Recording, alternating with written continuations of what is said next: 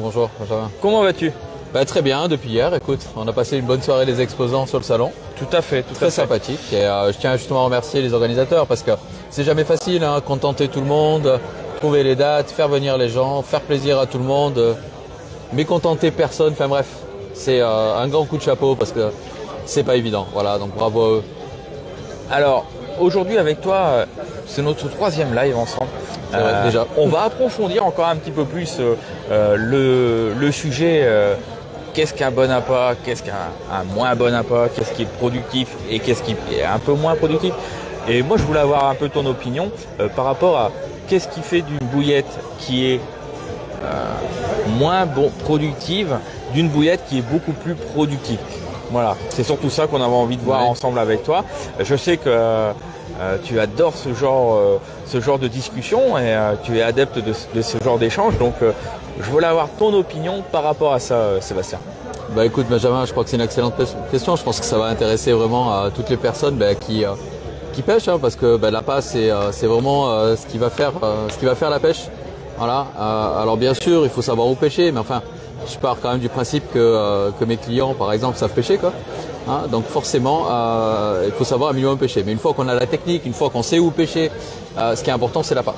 Et l'appât, c'est hyper important parce que c'est vraiment ça qui va faire votre pêche.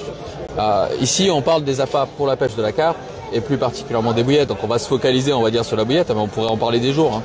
Et donc le point important, donc il y a plusieurs choses. Hein. Mais pour moi, le point important d'un appât et d'un appât pour la pêche de la carpe et d'une bouillette, c'est en fait la composition. C'est le point le plus important. C'est 90% en fait de la qualité d'une bouillette, c'est la composition. Et en fait, ce qui est intéressant, si jamais on a un peu le temps de retracer l'histoire de la bouillette. Hein. Bien sûr. Ah, donc la bouillette, en fait, elle est née, on va dire, les années 70, sur les années 80. Et au départ, les pêcheurs de carpe, avant cette période-là, pêchaient avec de la pâte crue. Alors tu vas me dire, aujourd'hui, on le fait encore, parce qu'en fait, c'est super efficace. C'est super efficace parce que c'est cru, donc c'est pas fermé par l'albumine, hein, c'est pas fermé par la cuisson. Et donc, du coup, ça diffuse énormément. Et donc les pêcheurs de carpe pêchaient comme ça à la canne. Et puis le seul problème de cette façon de faire, c'est que c'est très fragile. Et donc tu peux pas faire des lancers appuyés. Et donc à ce moment-là, les Anglais ont travaillé sur le sujet. C'est Fred Wilton qui est communément admis pour être l'inventeur de la bouillette en fait, hein, qui lui a regardé ça et a pensé en fait à la refermer avec des protéines d'œufs et de la faire cuire. C'est un peu comme ça que la bouillette est née en fait. D'accord. Et donc à partir de cette époque-là, on a commencé à avoir une succession d'évolutions de la bouillette. Et si tu te souviens bien, au début des pêches de la pêche de la carpe, au départ, les bouillettes étaient extrêmement riches en protéines et en protéines lactiques. Donc les recettes étaient des choses de sorciers. Hein. On avait des recettes, la lactabumine, la caséine, la casénate, enfin toutes ces protéines de lait. Donc on avait des taux de protéines de 80%. Et parce que l'idée, en fait, au départ, c'était de se dire, on va faire un aliment pour les poissons qui va remplacer sa nourriture naturelle. Et on s'était dit que le taux de protéines, c'était vraiment l'élément clé. Et donc on a choisi les protéines lactiques parce qu'elles avaient des protéines très élevées. Et donc au début des années 80, on avait ces bouillettes-là qui n'ont pas connu en fait le succès escompté, hein, notamment en Angleterre et surtout parce qu'en fait il y a eu beaucoup de mortalité chez la carpe parce que les protéines lactiques en fait sont pas très bonnes pour la carpe, en tout cas pas à ces niveaux-là si tu veux. Donc petit à petit il y a eu un peu une autre réflexion qui s'est faite et il est arrivé ce qu'on appelle les crab baits, donc en fait les appâts vraiment pauvres, hein. Aujourd'hui on appelle ça les appâts bas de gamme, des appâts à base de farine végétale, hein, qui ont plus ou moins plutôt bien fonctionné, en tout cas du moins au départ. Donc c'est des bouillettes composées de farine basique, farine végétale, qui sont à l'opposé en fait des premières bouillettes parce qu'elles sont très pauvres d'un point de vue nutritionnel. Elles ont eu leur succès et la particularité à l'époque c'est qu'elles étaient gavées d'attractants, gavées d'arômes, gavées de sweeteners, des choses comme ça. Et donc rapidement les résultats ont décliné évidemment. Ils ont décliné parce que ce type de bouillette n'apporte rien d'un point de vue nutritionnel. Et ensuite, la troisième grande révolution, si tu veux, c'est dans la fin des années 90 et début des années 2000, c'est vraiment les Balanced Nutritional Baits, donc les bouillettes qui sont arrivées en fait construites sur des farines animales. Et les farines de poisson. Et bien sûr, c'est arrivé d'Angleterre, comme d'habitude. C'est un puits de science en fait. C'est arrivé. Non, mais c'est ce qui en ressort souvent de nos échanges, c'est que c'est pas juste mettre un peu de choses intellectuelles et de pousser les choses dans sa réflexion, c'est vraiment, on sent que tu maîtrises ton sujet en fait. Merci. On est vraiment en face de quelqu'un qui sait de quoi il parle. C'est pas juste quelqu'un qui s'est dit bon bah tiens, j'aime bien la pêche, je vais rouler des billes, je vais faire un peu comme tout le monde, je vais piper un petit peu mes billes, faire un petit truc différent. Non, on est vraiment face à quelqu'un qui a réfléchi sa pêche, qui a réfléchi un petit peu à cultiver une différence et aussi à s'intéresser à ce qu'ils faisaient en fait. C'est parce que c'est pas tout le monde qui a ce discours-là. Moi, des interviews, j'en fais toutes les semaines. Hein. Donc, je sais maintenant qui j'ai affaire quand je fais des lives. Quand je fais des lives, j'ai quelquefois des gens qui sont là juste pour vendre, voilà, pour dire que leur produit prend des poissons. J'ai des gens quelquefois qui rentrent comme toi dans des détails comme ça, qui connaissent techniquement les choses et qui ont étudié le produit. Et je peux te dire que des comme toi, il n'y en a pas 50. Hein. Je peux te le dire. Merci. Donc, mais c'est bien d'avoir ce type de live. Hein. C'est important parce que tu vois, quand tu construis une bouillette, c'est un peu sur la discussion qu'on avait hier. Hein, il faut aussi apprendre ce qui s'est passé dans le passé. Parce que si tu reproduis la même chose, tu vas avoir les mêmes résultats. Et l'objectif, c'est pas d'avoir les mêmes résultats. Et donc, d'avoir étudié l'histoire de la bouillette, c'est important parce que justement, les Anglais sont arrivés avec cette bouillette très nutritionnelle à base de protéines animales. Et ça, c'est la clé absolue. Ça veut dire qu'une bonne bouillette, c'est une bouillette qui a de la protéine animale. Point. Ça, c'est une bonne bouillette. C'est la définition d'une bonne bouillette. Ça ne veut pas dire que toutes les bouillettes à base de protéines animales sont bonnes. Mais une bouillette qui est sur une base végétale, pour moi, c'est pas une bouillette de qualité. Donc, et ça, l'histoire l'a démontré en fait. Hein. Donc, c'est vraiment les protéines animales. Et c'est les Anglais finalement qui ont encore réinventé la bouillette. Et c'est à partir de là que ça a explosé la pêche de la carpe. Parce que c'est arrivé en Europe continentale, on a pêché des grands lacs avec les bouillettes à base animale, donc farine de poisson, des choses comme ça, farine de foie. Et les cartons ont été là. Et les poissons ont même grossi dans les endroits où la bouillette un peu a apporté une nourriture supplémentaire. Et un peu dans cette optique, moi je pense que la révolution qui va venir maintenant, la nouvelle étape, c'est les protéines d'insectes. Parce que les protéines d'insectes sont encore meilleures que les protéines de poisson, sont encore meilleures que les protéines animales, parce qu'elles ont un meilleur profil acide aminé, et elles complètent parfaitement en fait les protéines animales. Et c'est pour ça que moi j'ai tout construit à partir de la protéine d'insectes. Mais ce qui est important dans une bonne bouillette par rapport à une mauvaise, et pourquoi une bonne bouillette prendra toujours plus de poissons qu'une mauvaise bouillette, parce qu'une bouillette doit avoir un équilibre nutritif. Un équilibre nutritif, c'est quoi? C'est un ensemble de protéines, un ensemble de lipides, un ensemble d'hydrates de carbone, mais pas fait n'importe comment, parce que le taux de protéines, ça ne veut rien dire. La preuve, c'est que les premières bouillettes à base de protéines lactiques avaient des protéines à 80%, mais ça valait rien en termes de qualité. Les protéines végétales sont trop faibles, et les protéines végétales, même par exemple comme soja qui a 40% de protéines, le problème c'est que c'est indigeste. Et il faut savoir que la carpe digère très mal. Donc l'importance d'avoir dans un bon appât une qualité nutritionnelle, c'est une chose, mais il faut que cette qualité nutritionnelle soit parfaitement assimilable. Pourquoi? Parce que la plus grande différence en fait dans la pêche qu'on va avoir entre un appât de basse qualité et un appât de bonne qualité, c'est la régularité des touches. Pourquoi? Parce qu'il faut pas, de mon point de vue, il ne faut pas surestimer l'intelligence de la carpe. Pour moi, la carpe, c'est pas intelligent. Ça a un instinct, bien entendu, c'est un animal, mais ça n'a pas d'intelligence, ça n'a pas de réflexion intellectuelle. Et donc, qu'est-ce qu'elle va faire? C'est que même sur une mauvaise bouillette, elle va venir manger. Parce qu'on entend parfois, oui, mais même n'importe quelle bouillette prend du poisson. C'est vrai. Oui. La carpe, elle va venir. C'est toujours pareil, c'est le rendement, quoi. C'est le rendement, parce qu'elle va non seulement venir, mais elle va même revenir sur les appâts de mauvaise qualité. Mais la question, c'est quel est le laps de temps entre la première prise et la deuxième prise. Et ça, c'est la digestion qui fait la différence. Et gardez à l'esprit qu'un poisson digère très mal. La carpe ne digère pas bien. Donc, si vous ne l'aidez pas en fait dans la digestion, ben, vous allez avoir une perte de régularité des touches. Un exemple tout simple, vous pêchez avec une bouillette végétale, la carpe va mettre X heures pour digérer. Si vous pêchez avec une bouillette de grande qualité de farine animale, eh ben, c'est beaucoup moins d'heures en fait, son temps de digestion. Donc, elle va revenir plus souvent. Et c'est pour ça que quand vous pêchez avec des appâts de qualité, vous ne faites pas forcément plus de carpes, mais vous faites des carpes plus régulièrement. Vous avez moins d'irrégularité en fait dans les touches. Et donc ce qui est important, c'est d'avoir un équilibre nutritionnel. Et c'est pour ça que moi vraiment le concept sur lequel j'ai travaillé, c'est le Balanced Nutritional Value. Donc c'est pas uniquement le High Nutritional Value, c'est vraiment d'avoir quelque chose d'équilibré. Et comment est-ce qu'on trouve l'équilibre? Ben, l'équilibre, c'est à travers des protéines de qualité. Et les insectes n'ont pas leur pareil en fait, en termes de comparaison de qualité. Pourquoi? Parce que le profil d'acide aminé est absolument parfait.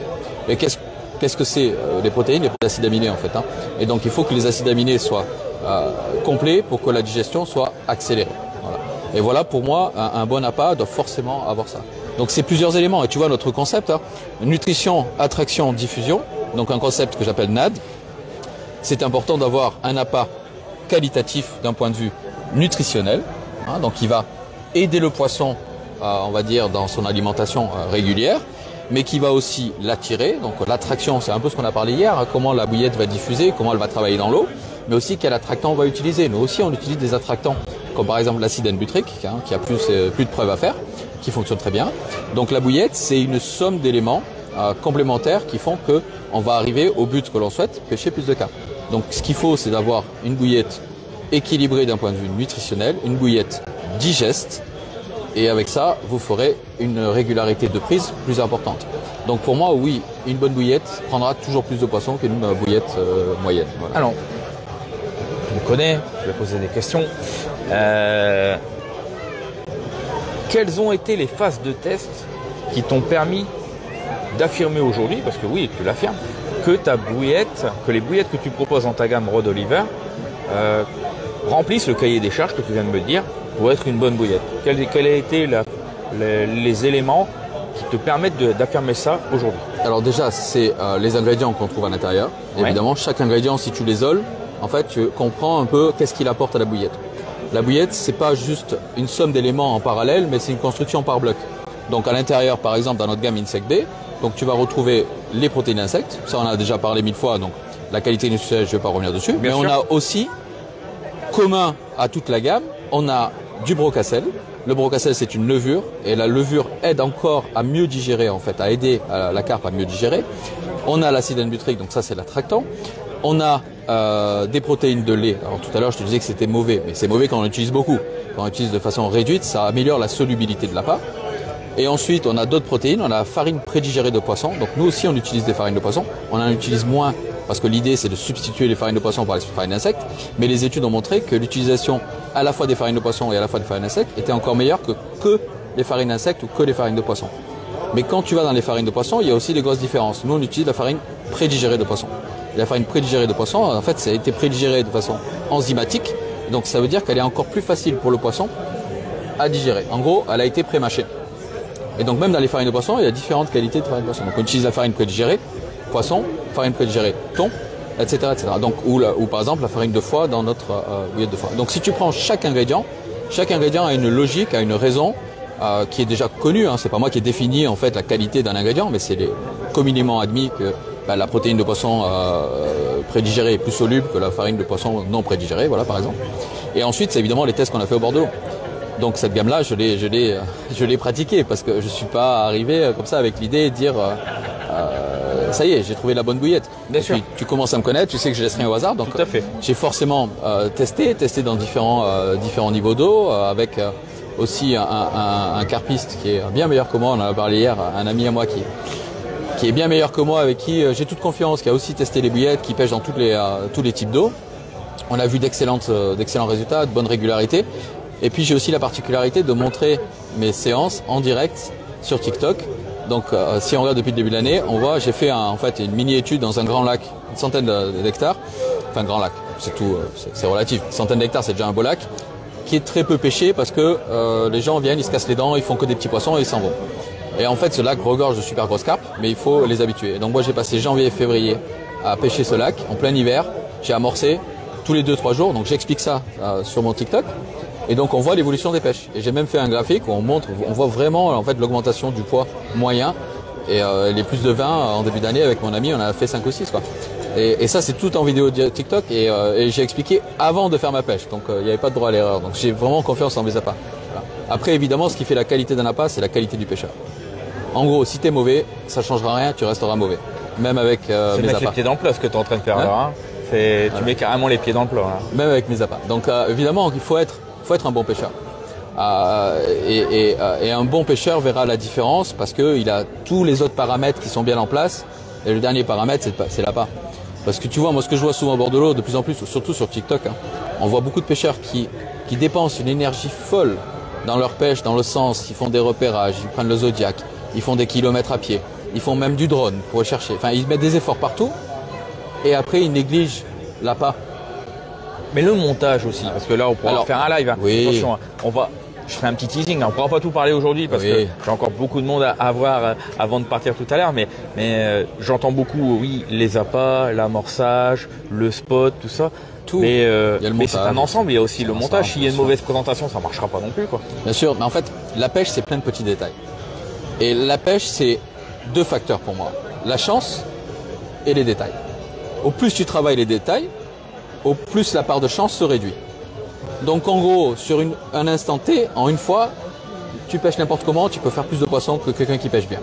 Par contre, quand tu fais ça 10, 15, 20 pêches, eh ben là il y aura une différence. Pourquoi? Parce que cette personne-là qui est meilleure, c'est parce qu'elle laisse la part de chance se réduire.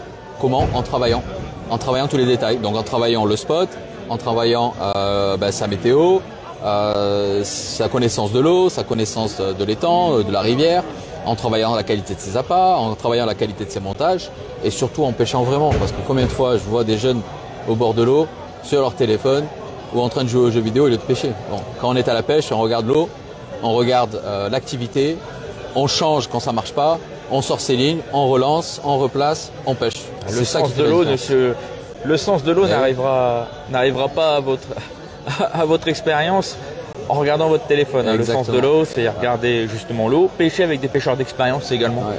Voilà, ne pas hésiter à se rendre même au bord de l'eau si c'est pas pour pêcher, mais rien que d'aller au bord de l'eau. Non, mais observer, voir des pêcheurs, regarder, discuter, lire aussi. Il y a beaucoup de choses qui sont très intéressantes dans des livres comme Léon ou d'autres qui ont fait de très beaux ouvrages pour apprendre justement, qui partagent leur expérience de pêche, mais c'est surtout le sens de l'eau. Puis être au bord de l'eau, puis pêcher. Il n'y a pas de mystère. Il n'y a pas de mystère. Et puis même pour les carpistes, il n'y a pas que la pêche de la carpe. La pêche au coup, elle apprend aussi la finesse des montages. Elle apprend les stratégies d'amorçage. La pêche au carnassier vous apprend le côté un peu tracker, le fait d'aller chercher les poissons, d'aller repérer les endroits, d'observer. Donc voilà, travailler plusieurs pêches et d'autant plus quand on est jeune et qu'on commence, faire plusieurs pêches. Vous verrez que quand vous pratiquez plusieurs pêches, vous serez encore un meilleur carpiste, de mon point de vue. Voilà. Et on restera sur cette belle phrase que tu viens de nous dire, Sébastien. En tout cas, je te remercie. À chaque fois, tu es disponible et tu mets beaucoup d'expérience dans ce que tu dis. On sent que tu as été régulièrement au bord de l'eau. On sent quand même quelqu'un qui a pas mal étudié son sujet et qui a réponse à beaucoup de questions. Et ça m'intéresse énormément parce que moi, j'aime bien les gens qui sont entre guillemets un puits de science. Là, au moins, j'apprends des choses avec toi. Je rentre dans des choses qui sont très techniques. C'est très intéressant. Je pense que pour vous également qui nous suivent sur TikTok, mais aussi sur Facebook, là comme maintenant, je trouve que c'est des sujets qu'on n'aborde pas assez et qu'on devrait aborder davantage. Alors après, il faut le public pour, bien entendu, il faut des gens qui soient intéressés par cela, mais je pense qu'avec des personnes comme toi, on peut progresser dans sa réflexion et dans sa pêche. Et donc c'est pour ça que j'adore travailler avec toi, Sébastien, et que j'espère qu'on se retrouvera rapidement dans de futurs lives ensemble. Merci Benjamin, avec grand plaisir, on se voit bientôt. Et merci beaucoup. À bientôt mes amis TikTokers. Salut. Mes Facebookiens, à bientôt également, à tout de suite sur un nouveau live, sur un nouveau stand. Et bonne continuation à toi, Sébastien. Merci et bravo pour ton travail, Benjamin. Super, merci. Merci, au revoir.